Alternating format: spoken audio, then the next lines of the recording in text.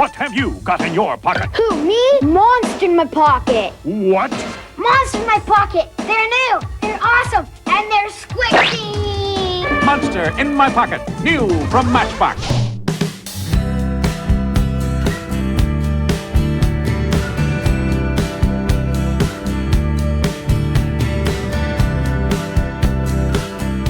So it's been a little bit since I recorded a video that was just about the games that I happen to have recently played. That's because most of the stuff I've been playing has been for more themed videos that I have coming up or have done recently. But over these last few months, I've gathered a bunch of different kind of games that didn't quite fit anywhere else, so I'm just going to talk about them here.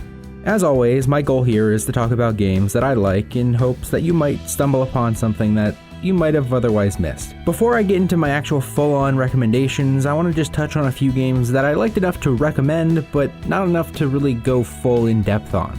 First off, I played Escape Mind with some friends, and it's a pretty straightforward but very simple point-and-click adventure game. Then there's the first Frog Detective game, The Haunted Island, which is really charming, but it doesn't really have much to it. And then there's Samorost 1, which is a really cool looking game, but design-wise, it's pretty brief and I didn't fully vibe with it. Alright, now let's just get right into the games that I fully recommend enough to go a little bit more in depth with.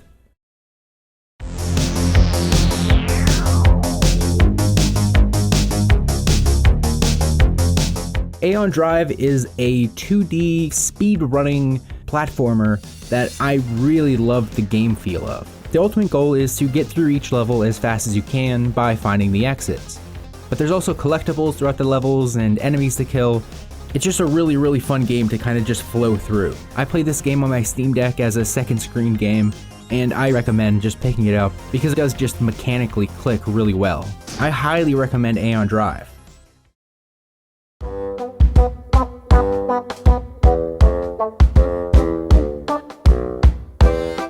Pilgrims is a point-and-click adventure game that's the structure of the Zelda Trading Quest stuff, where you play as a guy who's trying to... What is he trying to do? I guess he's trying to, get a witch to take him on a boat, I think. You have different NPCs that you have to help out in certain specific ways, so then you can use items that they would give you on other NPCs, and then ultimately completing the overall goal of the whole game.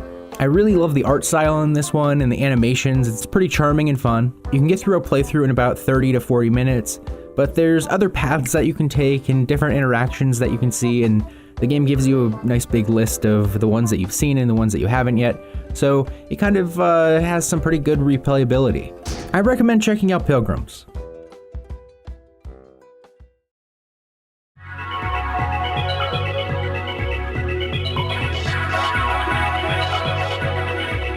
Mystic Warriors is an arcade game that I didn't even know really existed until recently, and it's pretty much just Sunset Riders with a ninja theme. There's even a Sunset Riders cameo in one of the levels.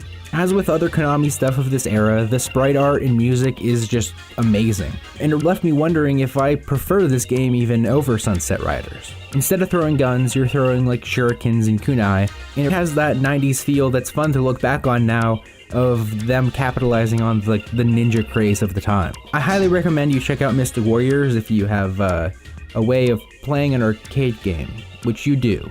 It's probably what you're watching this video on.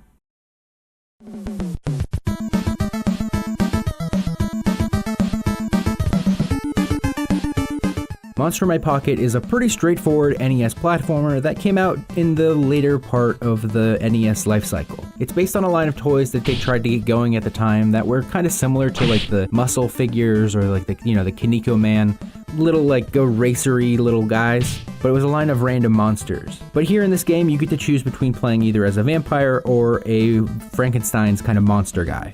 As for gameplay, it's mostly a move to the right kind of platformer. It doesn't have much for exploration, but that said, for a game for this era, it's pretty solid. If you're like me and just like to look at cool different monster designs and sprite art and listen to some actually really awesome 8-bit music, I recommend checking out Monster in My Pocket. You know what? Screw it. Let's open up one. Alright, here's a Monster in My Pocket toy from 1992. One thing you might notice here is this is all in Greek. This is the only one I was able to find online Let's open it up. All right, there's our guy. Looks like a kind of lion-y, Poseidon-y guy. There we go. We can look at it in a little more detail there. I was expecting it to be kind of brittle because it's so old, but yeah, it's just like new. Take a look here. Looks like it comes with a card. That's definitely not the same guy, so it looks like it's just a random card. Obviously, it's all in Greek, so I can't read it. And then we got here just a big kind of, I guess it's not a poster, it doesn't really fold out, but it's like a strip of all the other ones that were available. Looks like, yeah, we got that guy right there, number 10. Okay, so these are all rarities. So this is 25 blue, 20 yellow, which is one we got. So I wonder if that's like uncommon or something. And 15 of these guys, who probably are more rare, I assume. I recognize some of these guys from the game. I don't see the vampire or Frankenstein guy, but some of these are enemies in the game. I also have the original Monster in My Pocket collectible trading cards. These ones are in English. Oh wow. Okay. All right. We got Ghoul here. This guy is. This is like a good throwback to when, you know, you couldn't get the best artist in the world to be your artist on a project like this. So they just kind of got somebody they knew. It's kind of charming to see, you know, not completely polished artwork. Phantom, that one's pretty neat. Phantom of the Opera. So I have a feeling that these are just like artistic drawings of what the figures are posed like. All right, Mad Scientist, Witch, Spring-Heeled Jack. That one's pretty cool. Let's see.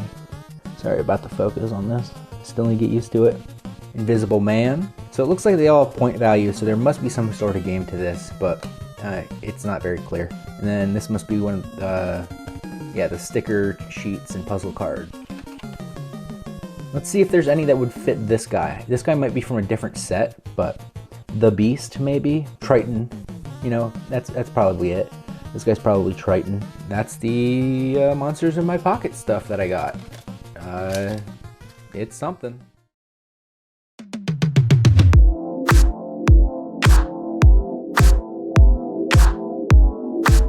So Spider-Man 2 needs no real explanation or anything, right? This is the new game from Insomniac, sequel to, I guess, the real Spider-Man 2, which would have been Miles Morales.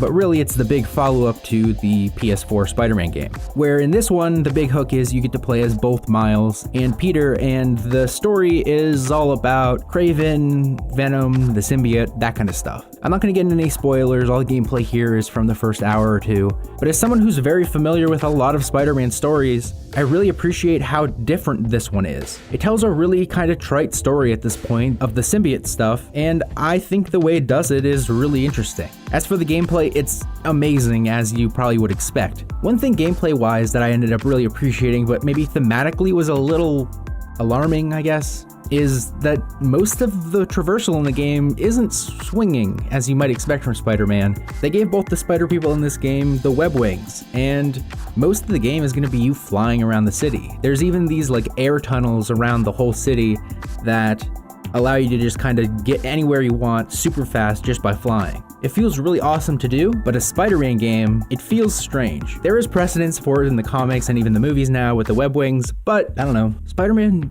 probably should swing most of the time, but anyway, it's kind of a conflict in my head.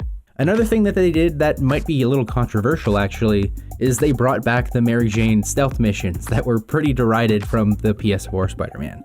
But here, they're actually really, really good.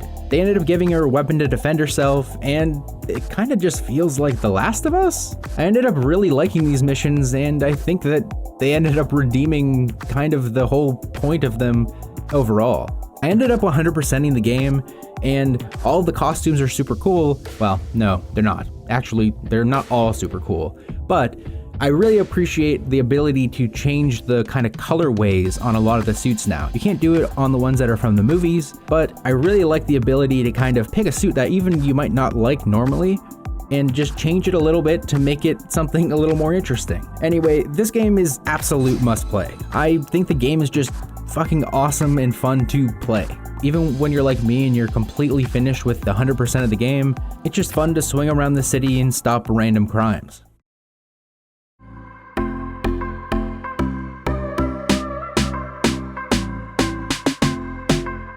Alright, last game here is Suika Game, also known as Watermelon Game in English, I guess. They call it Suika Game on the Switch store, so in English, so that's what it's called. It is demonic in nature. It does a thing where it has a mechanic that is so unbelievably addictive, and it just can't.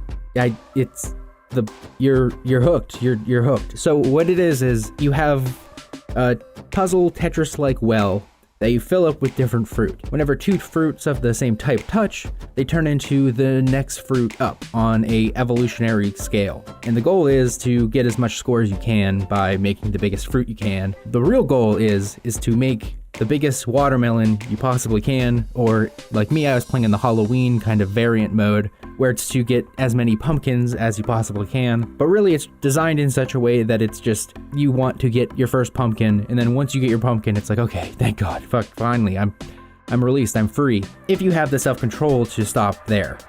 It's absolutely fantastic, but I have a hard time actually recommending it because it is just so damn addictive. I'm gonna say that I recommend it, but be careful because you're gonna lose time to this. It's gonna be one of those things where you start playing it at 9 p.m. and before you know it, it's gonna be 3 a.m. and don't say I haven't warned you.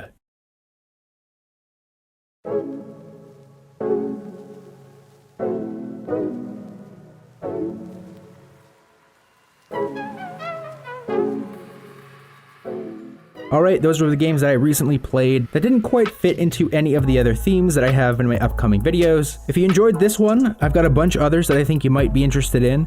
And if you're into finding out about other games that might be under your radar, join the 497 others and subscribe. Also, I just wanted to say here that I started a TikTok page. Right now it's mostly just clips from videos here on this channel, but I've also gathered a disgusting amount of weird random trading card packs that I plan on opening up over there, just kind of similar to that Monster in My Pocket part of this video. So head over there and check it out. The link is in the description here. Alright, well, thanks for watching.